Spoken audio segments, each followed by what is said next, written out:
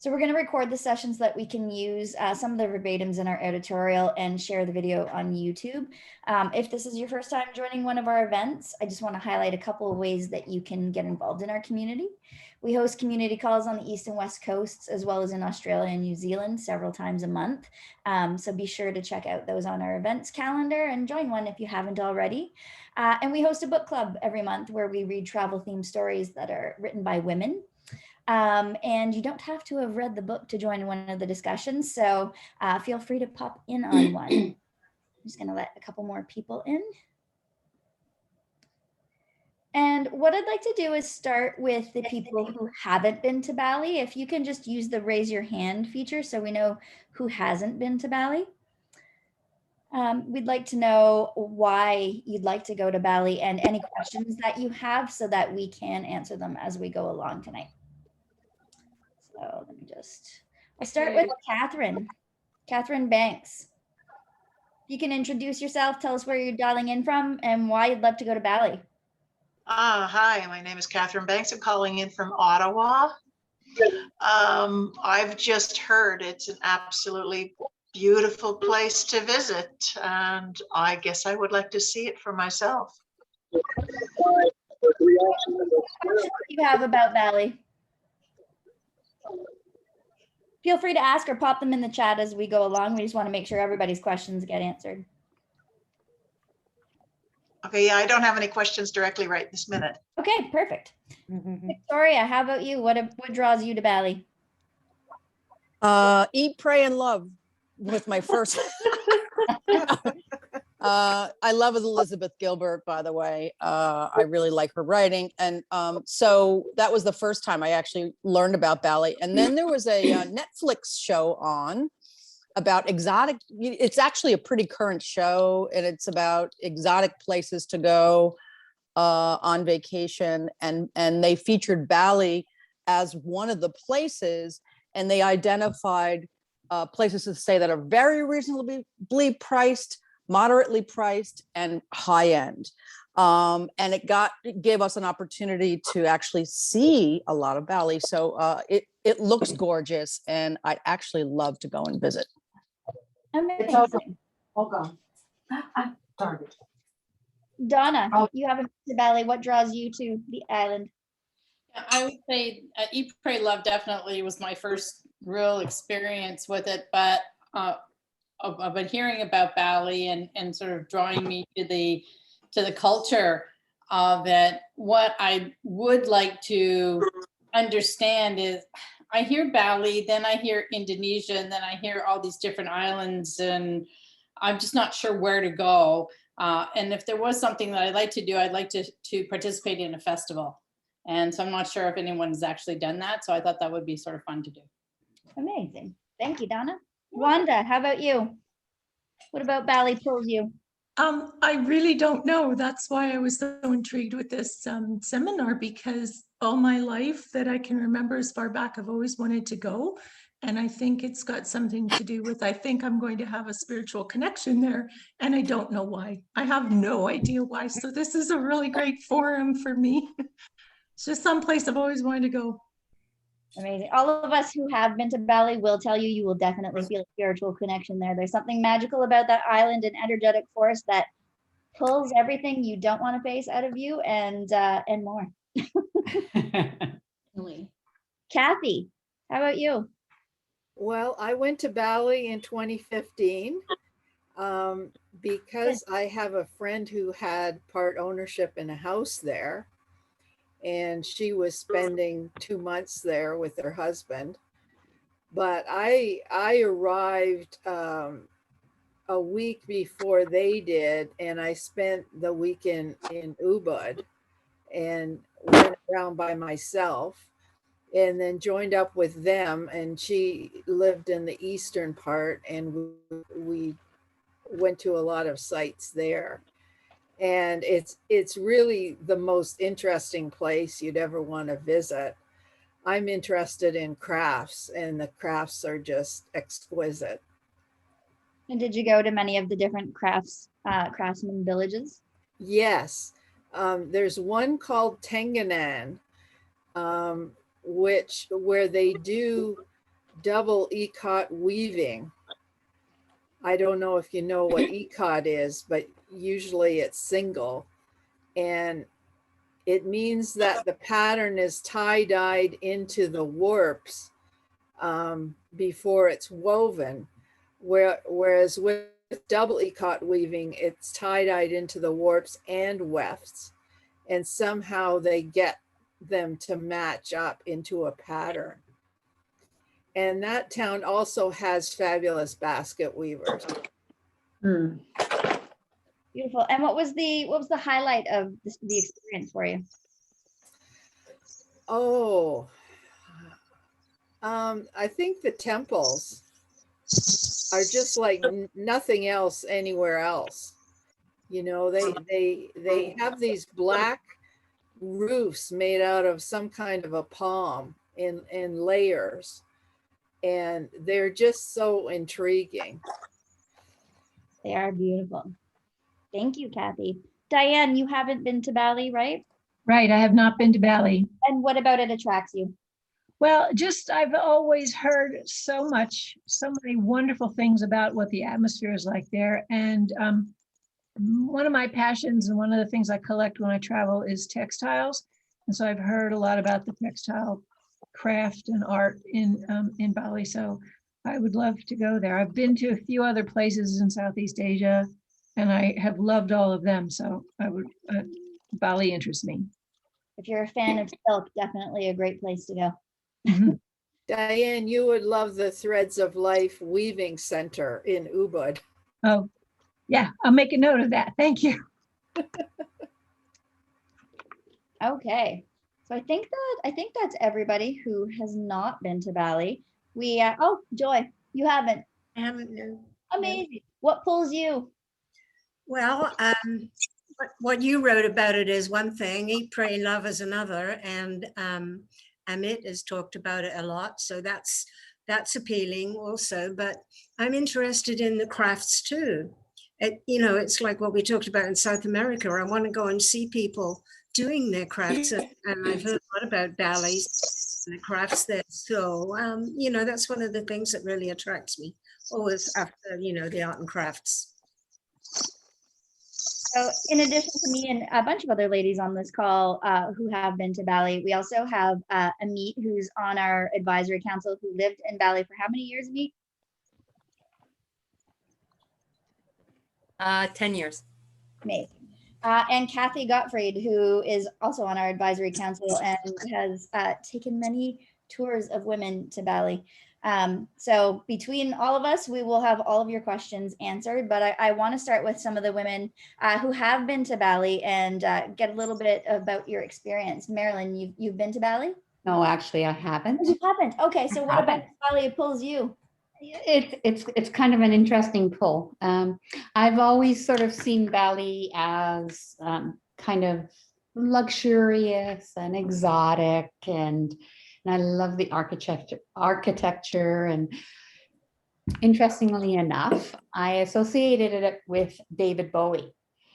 And I thought, oh, that's interesting. He's was an interesting man, and seemed kind of to match my vision of Bali as in exotic and unusual. And but then I found out that he didn't actually live there. So I was wrong about that. And I've changed my mind. I think I'm drawn to what I see as the exotic nature, and nature being both the people and the land, and wanting to know more about that. Luxury is great. Sure, I'm not going to say no. And yes, Victoria, I've seen the same show, and I want to go to every one of those places. But yeah, it's different now. And I also heard that, like everywhere else, but in particular that Bali is having a really rough time because of the lack of tourists. And that might be a place I would like to indulge. Amazing. Thank you. Jan, have you been to Bali? I have not. I like Asia. I like the Oh, that you've all said about Bali, so I'm intrigued. thank you. Alexandra, have you been? No, I have not. And I'm like all the other ladies. I'm interested in going, but I want to go more to experience maybe some fabulous massages and maybe yoga, beaches and all the food. I'm really into healthy eating. So I would like to go and just sleep in, do yoga, have healthy foods, swim, get massages, get facials, and see some of the spiritual sites. Well, all of those things are abundantly on offer in Bali. So good place to go for all of that. Karen, have you been? I've been many times since the 1980s, having lived in Indonesia. So I am quite familiar with Bali. And I've been back, 6 or 7 times since the 1980s. Recently, it was maybe 2 years ago. So I've seen all the changes over the decades, for sure. Yeah. What would you say is it that keeps calling you back? I love the food. I like the culture. I like the dance form, music. I just have an affinity for Java and Bali in particular. So I like it very much. It's distressing to see the changes over time, but I won't go into that at the moment. It is a charming place. I know of people who have been disappointed because there is such a hype about it. But I enjoy Bali very much. The craft, everything, except the things, the changes that have come to pass, which have been a bit of a shame. What would you say has been your best experience in My Bali? best? I don't have a best. I love every time I go there. I usually go take courses at the library, which is just across the soccer field in Ubud from where I usually stay. So there you can take courses in Bahasa Indonesian, jewelry making. I mean, the ring I'm wearing, I made in a jewelry class at the library. You can do food carving, a number of things at the library. When you go there often, you really get to know all the good spots. It's so inexpensive. The food is just wonderful. I rarely have a meal that I don't take a picture of it. I'm just thinking I have to get this down. It just has a special culture and ambiance. Yeah. It absolutely does. Thank you, Karen. Roberta, have you been to Bali? I have not, and I don't have a hand on my screen for some reason. So yeah, like some of the others, I watched the movie. I saw the show where they had the 3 accommodations, and I read the book that was part of the book club of the woman who traveled for so long and spent 8 years in Bali. I think the spiritual aspect attracts me. And I've been trying to get to Australia for 3 years to see my son. And it's one of the things I'm hoping to do next year is stop at Bali on my way and spend some time there and experience the people. That's what I love to do when I travel. Amazing. Thank you, Roberta.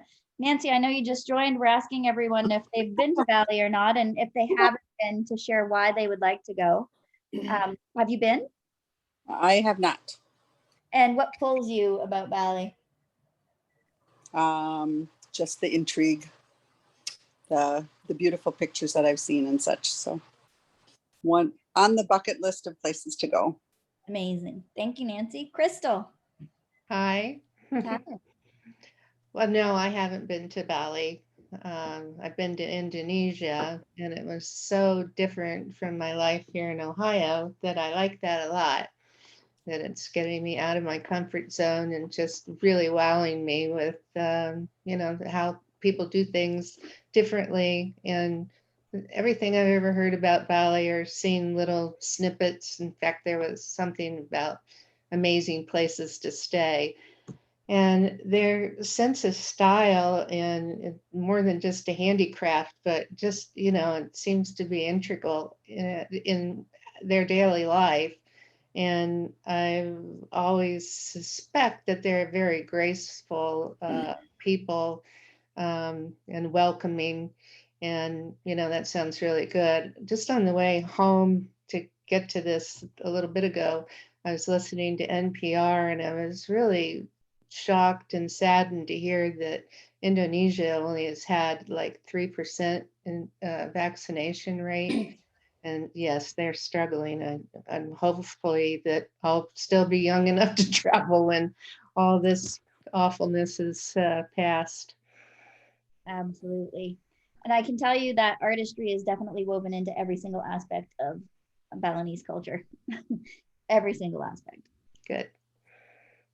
Suzanne. I have not been to Bali, and for me, it's always been the draw of, it's supposed to be such a magical and mystical place to go.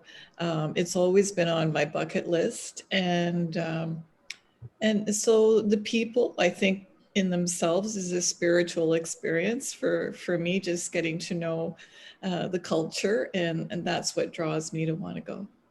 Beautiful. Thank you. Lucille. I think you're still muted.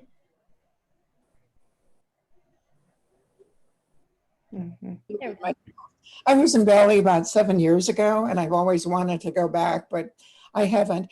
It's just the wonderful people and the music.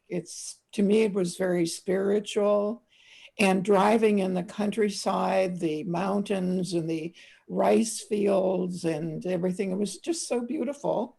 And their pace of life is very slow, and they're all smiling. The only thing I remember was the roads were very narrow and there was a lot of traffic, but other than that, it was beautiful. We didn't go diving or out on the water, but I understand that if you're a diver, diving in that area also is very, very nice. So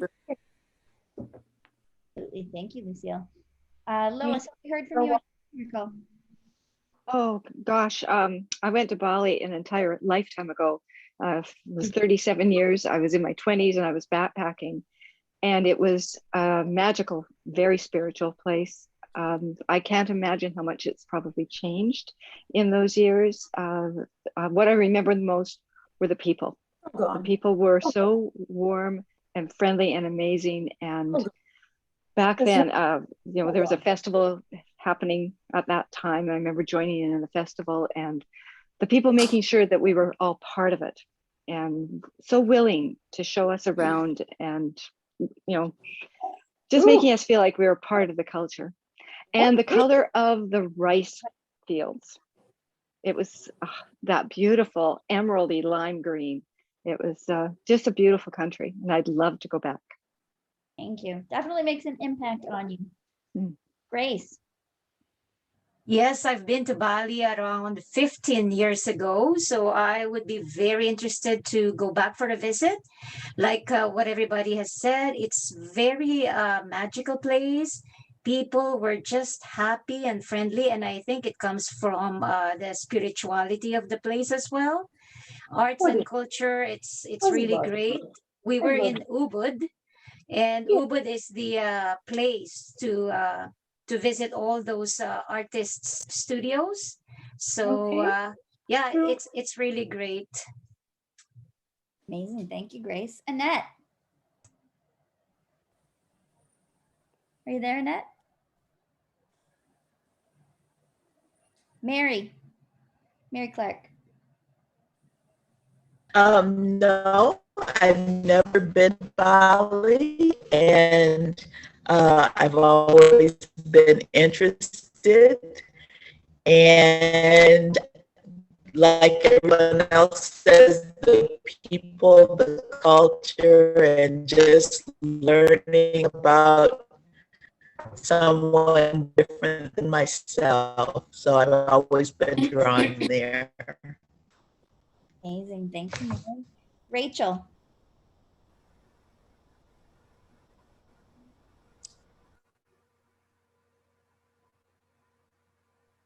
Out there. Amit, do you want to tell us about the first time you ever went to Bali before you started to live there 10 years ago? I never had any intention of living there. I ended up there as part of my process of healing my body after a near fatal accident. And I think I just was smitten. I found healers. I found it to be an exquisitely inspiring and creative place. Just as you said, Amanda, abundant with everything that everybody's mentioned. Yeah, and to tell you the truth, I never made the decision to live there. I just extended my stay. And it turned out to 10 years. Amazing. And maybe you can tell, because you have been in Bali as recently as, what, you came back a month ago, not even? 2 months, yeah. Maybe you can tell everybody about some of the more recent changes and what's happening in Bali right now. You mean specifically during COVID? Yeah. Yeah, well, it's devastated, as somebody said. It is, it's a very sad place to be, only because people are suffering so much. There have been continued promises and hopes to reopen, but due to constant spikes and movement around, because it is a country, an archipelago, 17,000 plus islands, people are moving, and they haven't done an excellent job of really containing the problem. And so people continue to hope, and they're really losing a lot of hope. They're suffering, and there's not been too much government help. I think in the last few days, I heard that there's been a little bit more. So that makes me feel a little bit more positive and happy for my Balinese friends. But when you walk around, like I was living down on the southeast coast, most recently, the last few years in Sanur, you just walk along the beach and you see how the hotels and restaurants and cafes have had to shut for the most part. Right now, they've been on lockdown this whole month. So it's been extremely devastating yet again. So, and it will take some time probably to restart. But I would say that once things do get started, I hope that at least some of you will be able to find a way to go there, because I do know that it needs also the help to get restarted. And there are such incredible places to visit, natural and, beautiful villages, Tenganan for sure. And I know I have a friend in Tenganan, and he's and his family have suffered. Anyways, I don't want to go on, but I do want to say that it's a place of such magic and beauty that COVID has taken a huge toll on it. So it's in limbo right now. It's in suffering like much of the world. So.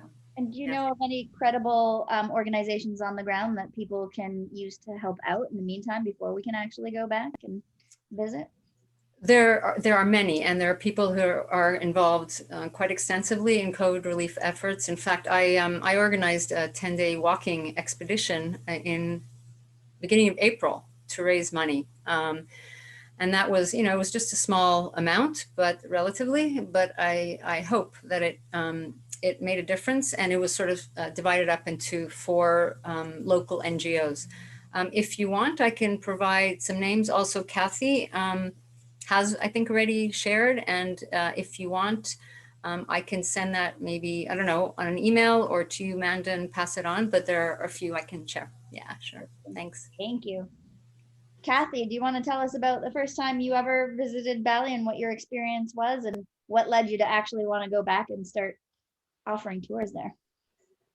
Yes, I'd love to. So I went to Bali in 1983, and I was on a backpacking trip through Southeast Asia. They called it a Circle Pacific at the time. So Southeast Asia and Australia, New Zealand, South Pacific. And so I had already been to Hong Kong, Thailand, Singapore, and Indonesia, and traveled through Java to get to Bali. And I really didn't know a lot about Bali, but I fell in love with it. I definitely wanted to go back. I didn't know that I would ever get back again, but it was one of those places that I certainly put on my list of places to go back to.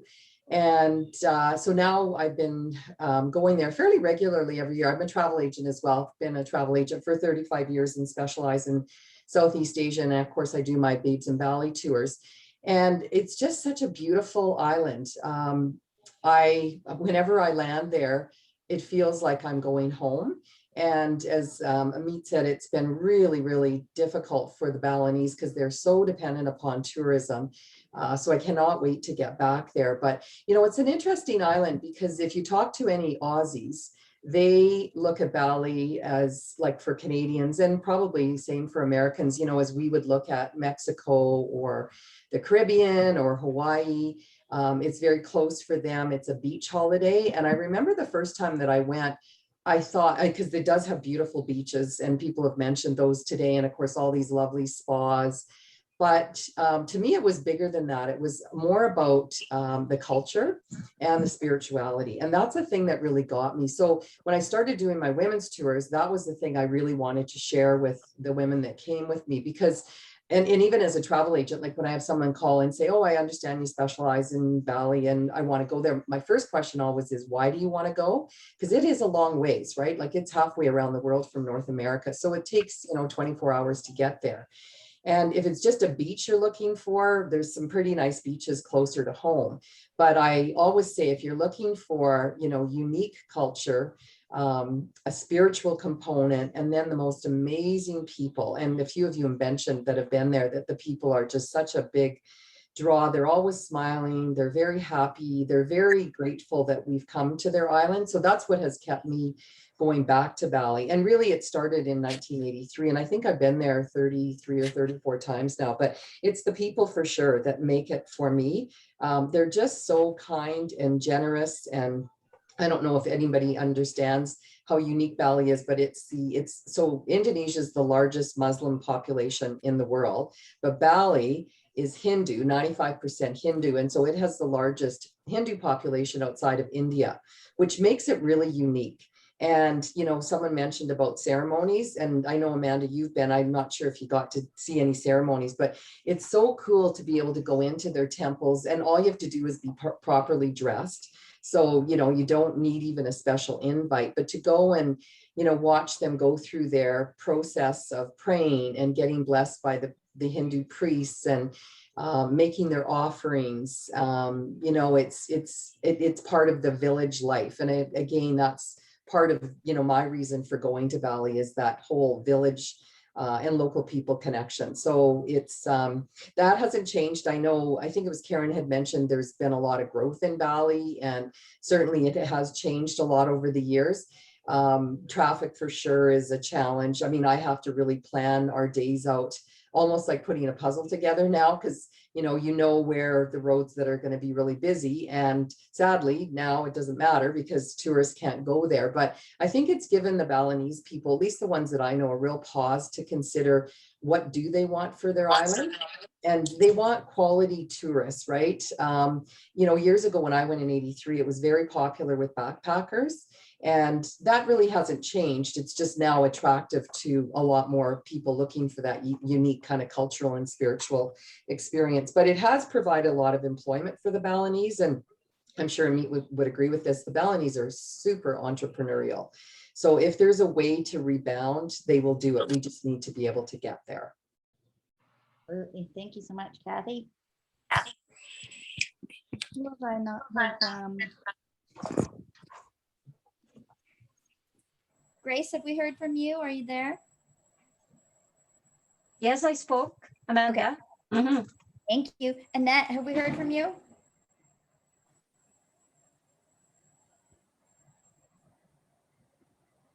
Okay. Victoria, we've heard from you, I think. Okay. Now I want to go through the people who have been to Bali. If you can raise your hands again so I can ask you some more questions.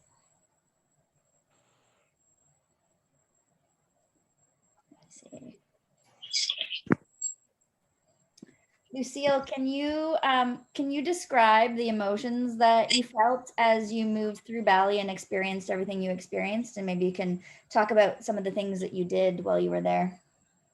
I think meeting the people, whether they were the young girls and the young boys and the people that my age, I was a bit younger, they was just so nice and so welcoming.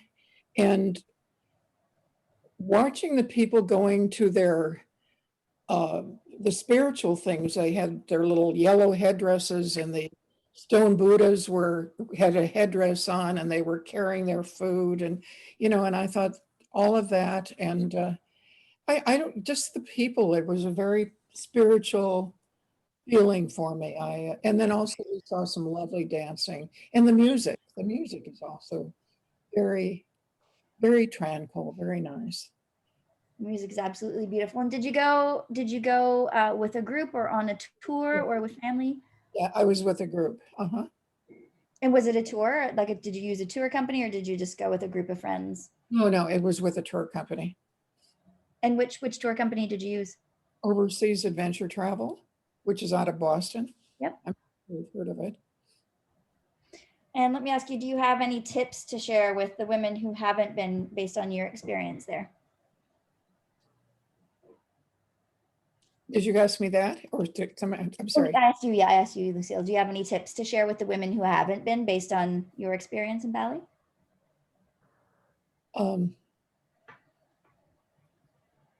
Just go and enjoy it, and all of it. I think the people are so welcoming that I think you'll just feel very, very taken in by the ambiance of the whole experience.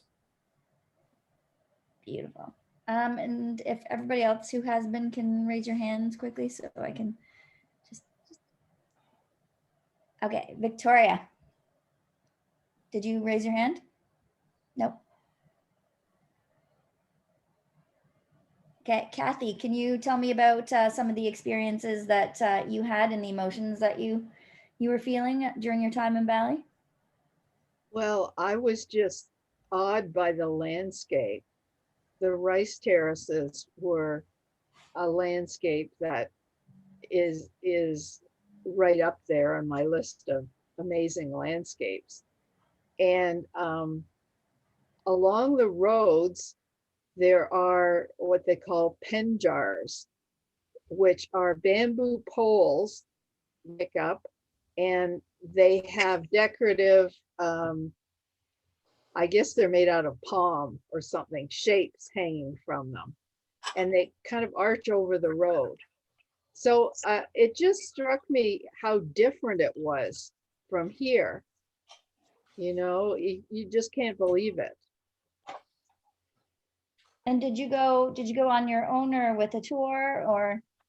Well, I was on my own for the first week. And the thing you can do there is you can hire a driver for about $50 a day.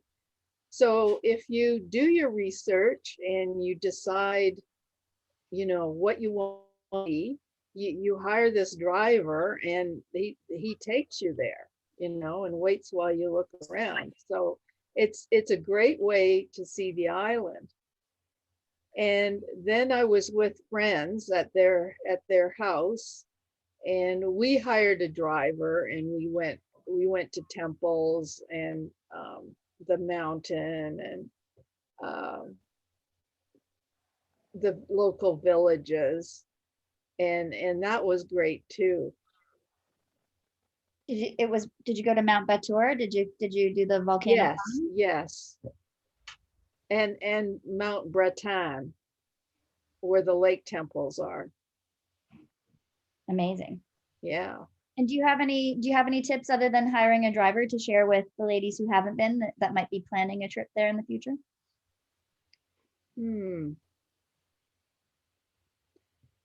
Well, unlike Karen, I didn't like the food.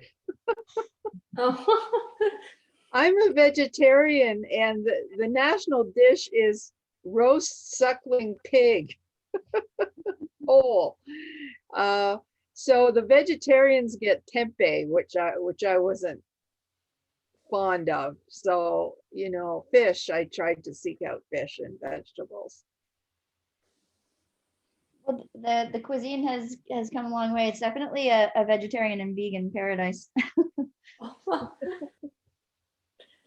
Lois, you said you've been, I think? I have been, like I said before, it was a long time ago. It was interesting. I was listening to Kathy talk about the Circle Pacific tour. That's exactly what I did in 1983, 84, and backpacked through South Pacific and did end up in Bali.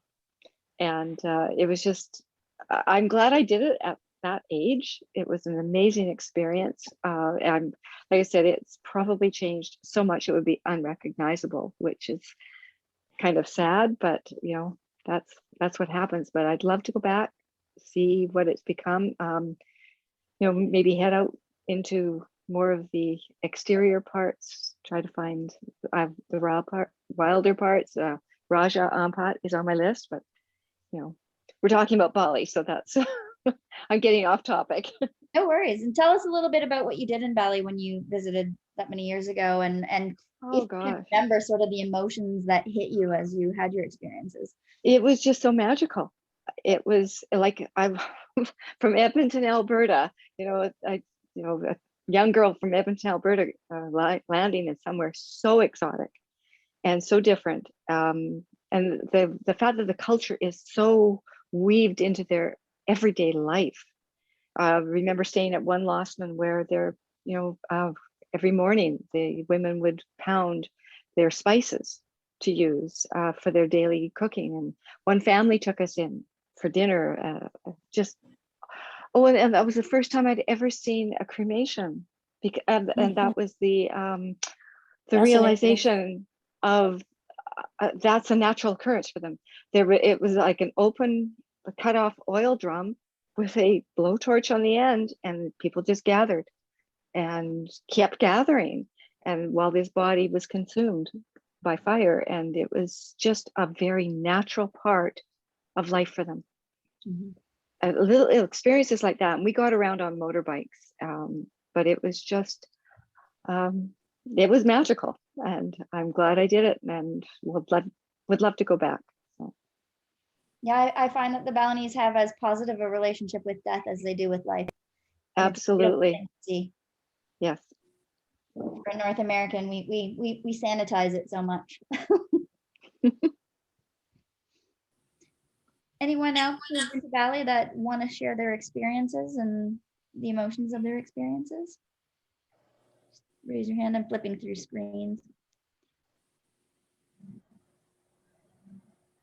Okay, Kathy, maybe you want to tell us about some of the best experiences you've had in Bali and how you feel, even though you've been so many times. Well, someone mentioned it earlier, and that was about the handicraft markets. And that is definitely a highlight. And certainly for, you know, a woman's tour, there's always women that are really interested in whether it's fabrics or painting. But Bali is just like one big art colony. That's what I found. Like, it doesn't matter where you go, you're going to see, you know, interesting handicrafts, but even the way they plate their food. Like, they've been plating food well before plating food became a thing to do. You know, so you get your nasi goreng, which is their fried rice. And quite often it's got hand carved like cucumbers on the plate. And, you know, they put little swirls of things and they make everything look really pretty. And, you know, I guess part of that is that they take the time to make things look nice. You know, here in North America, and I live in Calgary, we tend to rush through our days because there's always so much going on. And I think, you know, maybe COVID, that's one benefit, right? Is we've stopped to smell the roses a little bit more, but they do take the time there to make things look really pretty. And no one's mentioned this yet, but they do offerings at usually kind of sunrise and sunset every day. And they make them out of, you know, all natural products. The grandma usually is the one that's kind of starts it in the morning with any of the women in the compound, with the grandkids as well. And they make these little offerings with flowers, and usually there's incense involved, and you see them throughout your day. And then at sunset, they offer again. And it's really asking the gods in the morning for, you know, a nice, peaceful day. And then at the end of the day, they're showing their gratefulness to the gods for this wonderful day that they've had. But those offerings, like, if you're not careful, you'll step on them when you're walking along the sidewalks. And, you know, and it's not bad luck when that happens. It's just the way it is over there. But when you think of starting your day and ending your day every day with offerings, like, it just creates this, and other people have used this word, magical experience, but it really is magical in Bali. Like, it takes you kind of off your treadmill that we often have in our own lives, and just into a whole different world. I know a lot of the ladies that have come to Bali with me always say at the end, they had no idea that Bali was going to be so spiritual. And it really is. And so, you know, again, my tip, and I kind of mentioned this earlier, but yes, there's beautiful beaches, but try and get into more of the smaller villages. And a few of you have mentioned the town Ubud, which is right kind of in the center of Bali, more or less, but it's really like the heart of all the handicraft villages. So if you stay in Ubud, then you can do day trips out to a lot of these villages and go to their local markets. And as who was saying, Karen, I think had said that she had taken some courses through the library in Ubud. That's just a wonderful thing to do. So, you know, not having too many plans when you're there, making sure you're allowing yourself time to have these local experiences, because, you know, local experience is kind of what it's about right now for traveling, certainly for a lot of women, I think, of a certain age group. And Bali just checks all the boxes for those local experiences. And just a couple of little tips. There is a rainy season in Bali, which is December, January, February. Some years there's not much rain, other years there's lots. So when you're planning a trip there, you know, be careful about the time that you choose to go. Our summer, July and August, is two of the busiest months to go. So usually hotels are a little bit more expensive. Make sure that you've got, you know, an ATM card, because it's easy to get money out of the bank machines, although your card does come out last. So here in North America, you know, if you use an ATM machine, you get your card out first and then your cash. Well, there the card comes out last. So it's quite often people will forget their card and they walk away and then realize that they've left their card. So those are just a few of my tips. Amazing. Thank you. Amit, do you want to tell us some of your best experiences in Bali, like as a traveler and then as an expat local, and some of the emotions you've experienced? Yeah, I mean, I did climb Batur, and that was just incredible. It was a nighttime up to the top to watch the sunrise, and just breathtaking. Hard, you know, well, not super hard, a little bit of a challenging climb, but it was definitely worth it because the landscape and the views around are just awesome, really awesome. You know, I find that going out personally, maybe because I've lived there for such a long time, I always needed to get out of town. I lived in Ubud for 7 years, and then I lived down in Sanur for 3. Ubud started to get a little bit hard to live in, traffic, a lot of people, a lot of congestion. And so I tried to get out as much as I could. I went to places like Cinnamon, my favorite place of all time, a beautiful village with gorgeous views of the surrounding areas. This is in East Bali, out of Mount Agung, the mother mountain, the most important sacred mountain, volcanic mountain. So I would go to villages like Cinnamon and just explore when I could, you know, the most out of the way villages, and stop sometimes just to talk to the villagers and, you know, take little hikes, walks through the rice fields, pop into temples, just, you know, look into people's homes, in their compounds.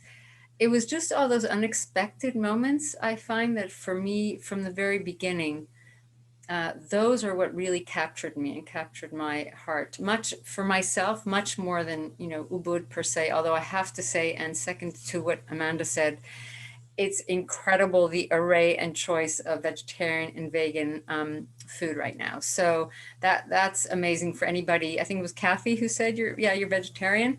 So, or anyone else, loads of choices. Hopefully once COVID is over. And living there also, you know, I think it's like living anywhere, really. Once you get into a certain groove and a rhythm, you know, you have challenges there too. But there was something about living in Asia, in Bali. You know, it's not a consumerist society. You're not, like, people are not out shopping. There's not a lot of that noise of North America, I found. I really appreciated that you could, you know, I didn't have a TV.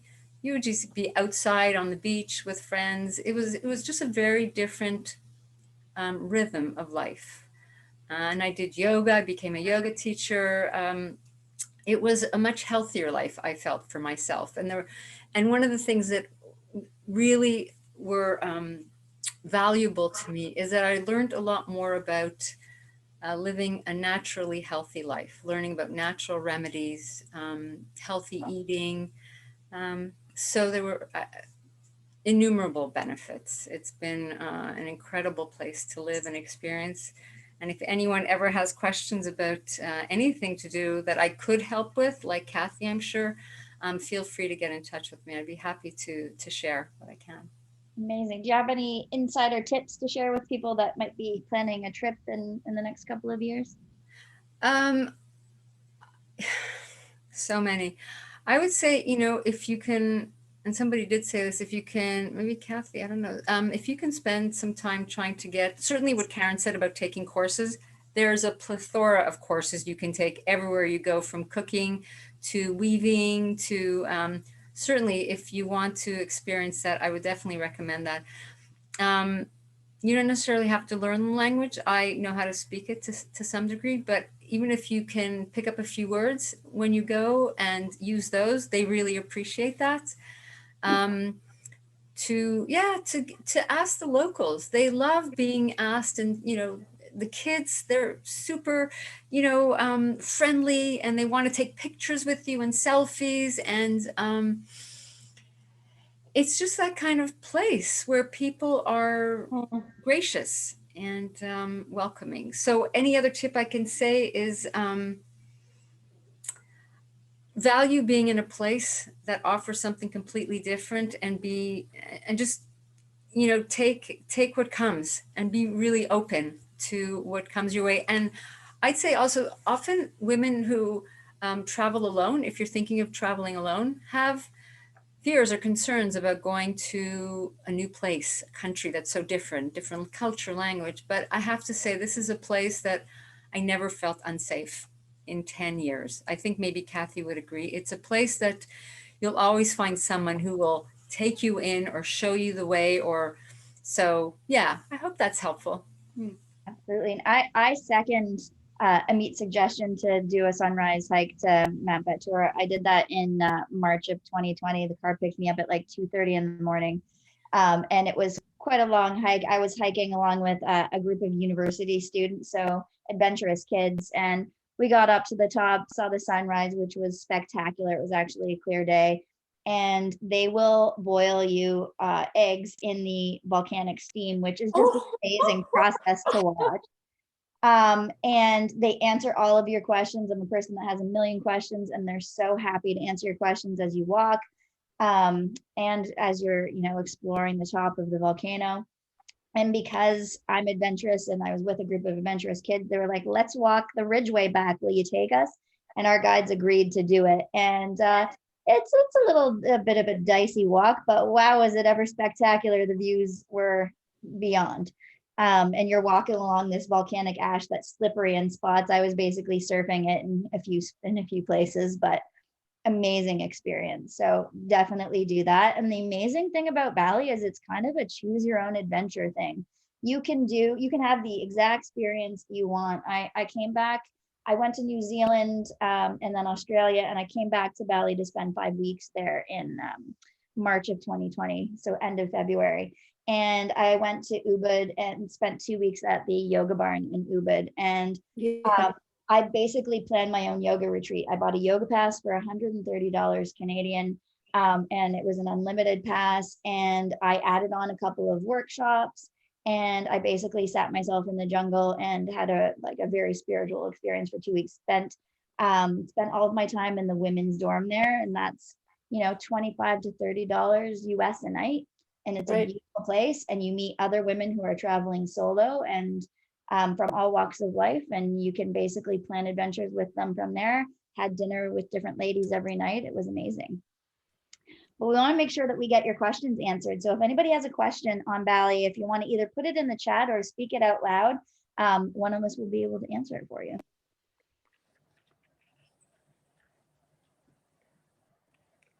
Any questions? Hi, Amanda. I posted a question in the chat. Yes. What logistics are involved if you're thinking of moving there for 1 to 2 years? Maybe Amit could answer. Yeah.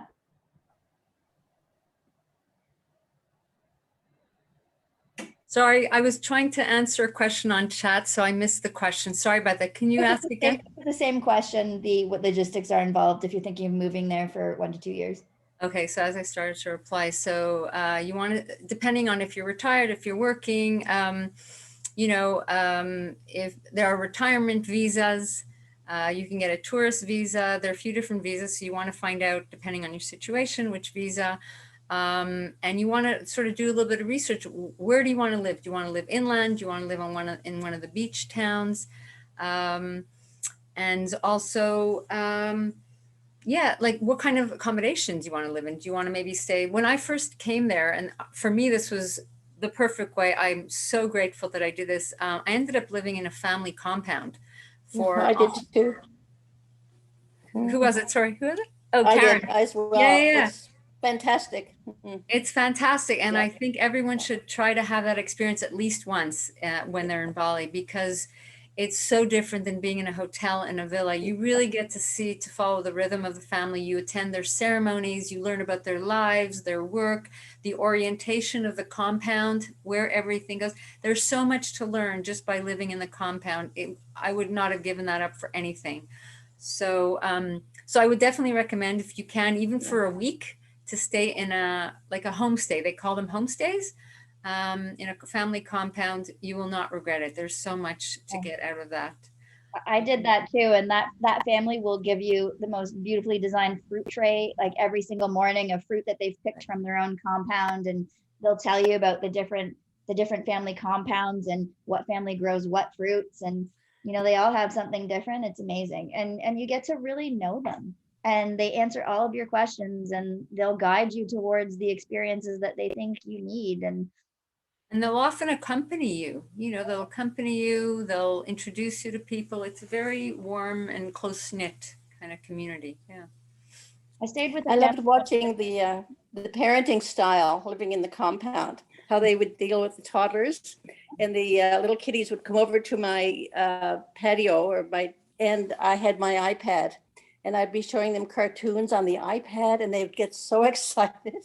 We had such a great time. I did with these little children, and just watching when the children would misbehave, how the parents would, interact with them and so forth. But I must say, in all my travels, and I've done a lot of traveling, I think Bali is the easiest place I have ever been to get around. And I'm from Nova Scotia. Nova Scotia is a pain in the neck, or even Cape Breton, to get around compared to Bali. In Bali, you can get a motorcycle to take you anywhere. You can get a little taxi. You can get a little moped. Anywhere you want to go, you're there in about 10 minutes. Everything is so easy. If you want to go on a bicycling trip, you just sign up the day beforehand. And next thing you know, you're on some volcano, and then you're bicycling down the hill, or rice paddies, it is just the easiest place to get around. It's so simple. It's ridiculous. And so anyone traveling there alone need never be worried about if they can get from A to B or whatever. There's always somebody or some conveyance to get you there. It's such a charming place in that respect. Simple, easy, user-friendly. The people are delightful, feel totally safe. I could walk the streets any time of the day or night back to my compound or the kampong or wherever I was staying. It's so inexpensive.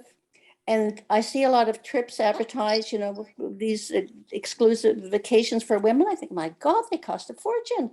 I could spend a year there for what some tour agencies are charging for 2 weeks, because the accommodation is so inexpensive and so charming. The food is so delicious and so inexpensive. It's really a very easy place to be.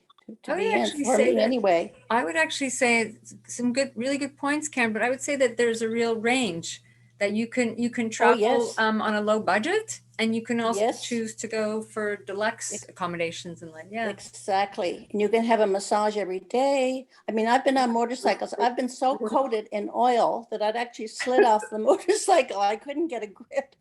My legs were all greasy. My hair was greasy, zipping down the main street in Ubud. It's just delightful. Yeah.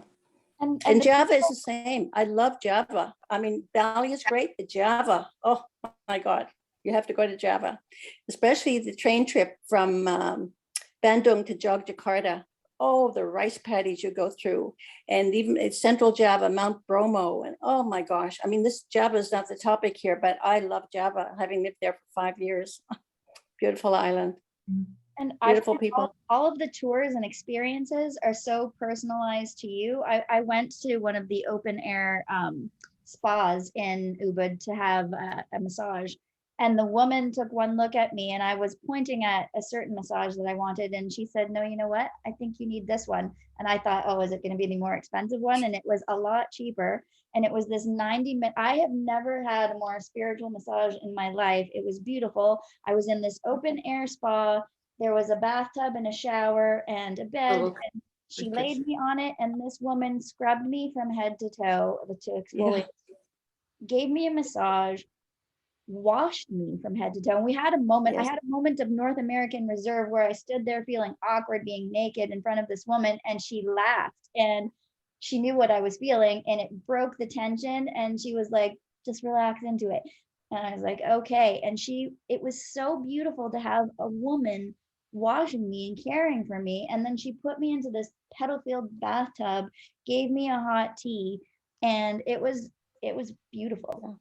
90 minutes of like pure bliss for $65 Canadian. Yeah. Like absolutely gorgeous. And I once stayed with, I went on a a mountain bike tour, and the gentleman afterwards took us to his family compound, and his wife cooked us a beautiful meal. And we stayed there for 3 hours and ate and drank, and they answered all of our questions about, Balinese culture and life in the family compound. And it's just, whatever you want it to be, they will do it for you. Yeah. So it's all up to your openness and curiosity. And if you're open and curious, they love it. They love questions. I've had some deep, deep conversations with taxi drivers. Any other questions? Somebody asked, what is the health care like for people that move there? Maybe you can answer that one, Amit. Kathy, did you want to say something or no? Okay. Healthcare, it's been evolving. It's been developing some. There are more hotels, more clinics available. Sometimes there are very few, because they try to support the Indonesians growing into that profession, but sometimes there will be expat foreign professionals. Typically, for myself, for example, and many other expats living there, like I would go for medical checkups and any really important medical things to Bangkok. Some went to Singapore, but also some people found some great medical care in Bali. So I have friends that had all their specialists, cardiologists, and all that. So I don't know if that really answers your question about healthcare there, but that was my experience. Yeah. Thank you. And if you do make it out to Ubud, go and see the Green School. It's an international school. People from all over the world, some celebrities' children go there, but it is an alternative learning school where the kids learn by doing. I had a couple friends who went there their kids went to that school, and the kids were learning how to tattoo people and actually tattoo them, and just focus on art. And free thinking is amazing, and the grounds are next level, and they'll let you walk through the school. They'll let you, the parents attend talks and learn alongside with their children. It's an entrepreneur environment. So, there's co-working spaces where people connect and come up with business ideas. And yeah, it's just an amazing place to visit. So I wanted to add something else also, that I learned so much in Bali, but a few women mentioned textiles. And one of the things that's also really worth looking into is the natural dyeing that they do, from the herbs, the petals. There's some amazing places. I'm following a few people on Instagram. So if anyone's interested, you can try to get in touch with me through maybe Facebook or somewhere. Or I can put my email in the chat. And I can try to send that to you if anyone's interested to learn more about dyeing in Bali. And if you have any specific questions about textiles or something else cultural, where you might go, like for jewelry, you would go to Chaluk. And so Kathy and I probably can both guide you on things like that. And the jewelry is absolutely next level. I have 2 cuffs that I wear constantly, both the same on each wrist. And yeah, just most of my jewelry is from there. It's an amazing place to buy anything you'd ever want.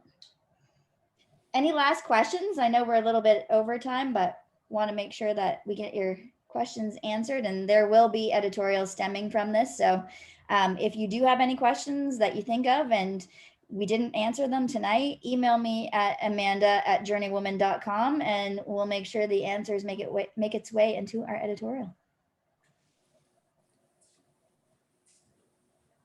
Amazing. Well, thank you so much for spending an hour with us tonight. This has been a great conversation, and I hope you've enjoyed it as well, and hope to see you again at one of our events sometime soon. Good night, everyone. Thank you. Thank you. Good night. Wonderful. Thank you. Thank you. Thank you. Thanks, Amanda. Great job. Thank you, ladies. Thanks, Amanda. It was good to see you. Thank you. Thanks all. Bye. Bye.